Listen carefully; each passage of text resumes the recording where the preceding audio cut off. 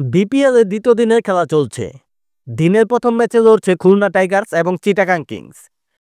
এই ম্যাচেও টাইম আউটের মতো ঘটনা ঘটতে যাচ্ছিল, তবে মেহেদী হাসান মিরাজ শেষ পর্যন্ত সিদ্ধান্ত বদলে ফেলেন।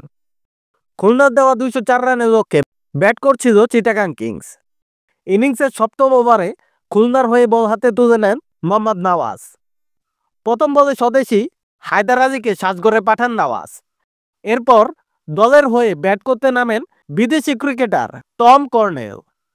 তবে ব্যাট হাতে মাঠে নামতে নামতে নির্ধারিত সময় পেরিয়ে গেছে। ততক্ষণে মাঠে থাকা আম্পায়ার তানভীর আহমেদের কাছে টাইম আউটের আবেদন করেন খুলনার অধিনায়ক মেহেদী হাসান মিরাজ।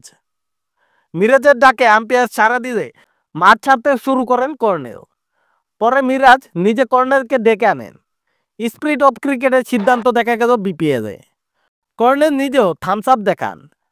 এছাড়া মাঠের বাইরে থাকা কিংস কর্ণধার সামির কাদের চৌধুরীকেও দেখা যায় কিছুটা স্বস্তিতে।